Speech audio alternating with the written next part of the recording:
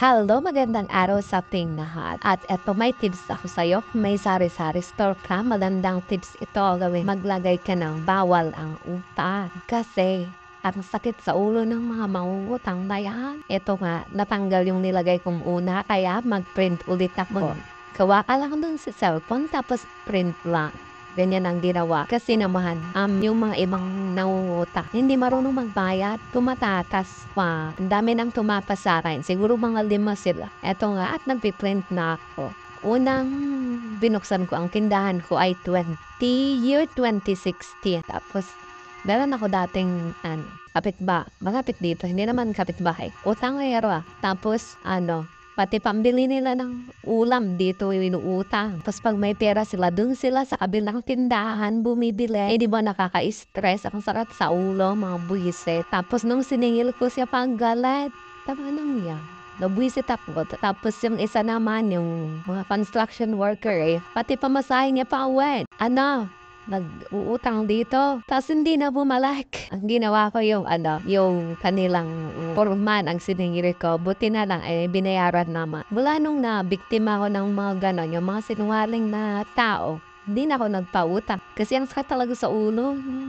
Ilan na yung utang? Sabi, meron pang isa. Sabi niya, sa Lunes tayong bayad. Di ba Friday ng utang? Sa Lunes tayong bayad. Nakailang Lunes na nakaraan. Nakatitong Lunes na, hindi pa rin nagbabayad. Ang sakit talaga sa ulo. O di ba magkano lang ang tubo mo doon? Mga 2 piso.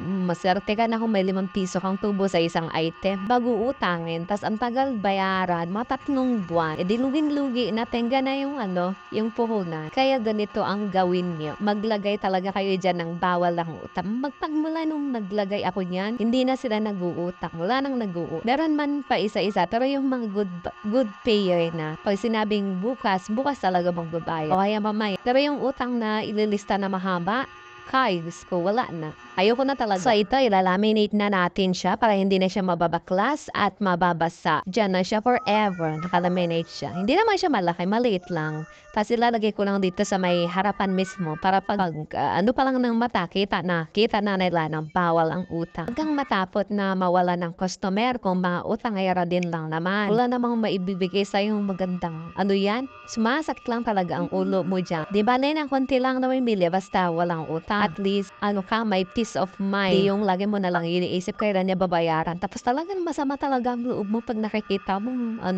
sa iba siya bumibili. Tapos nakikita mo pa siya, ay, Diyos me, marimar, nakakapang-init ng ulo. Kasi minsan nakadalawang feeds na yung utang, di pa rin magbayad, mga linte. Pabayaan mo sila, dun silang bumili. At least, hindi sa'yo nangungutang. O di ba parehas lang din yun? Kung wala sila sa'yo kumukuha, tapos pag may pera na sila, doon sila bibili. O di ba, luging-lugi ka? Huwag na. Huwag mo na talagang subukan. Talagang mababankrupt ang tindahan mo pagka ganyan ang uri ng mga customer meron ka. Dito sa sari-sari store ko, nagpiprint din ako, nagse-xerox, naglalaminate. Lahat ng pwede mong ilagay sa tindahan mo, na pwede mong pagkakitaan, ilagay mo na para sulit. Lahat na nandyan na, wala na silang hahanapin. Meron din ako dito mga ukay-ukay, nagre-repair din ng mga damit, para sa'yo na lahat ng pera nila. Lahat itinda. Huwag lang ang kikim. So, ayan, okay na siya. O, diba? Hindi na siya mababasa.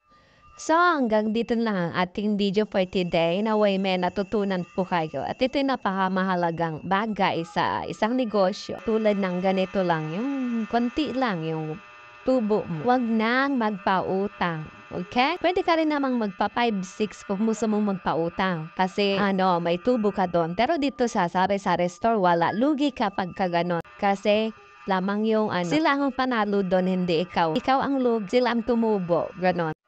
Bye-bye! See you next video! I love you all! Mwah!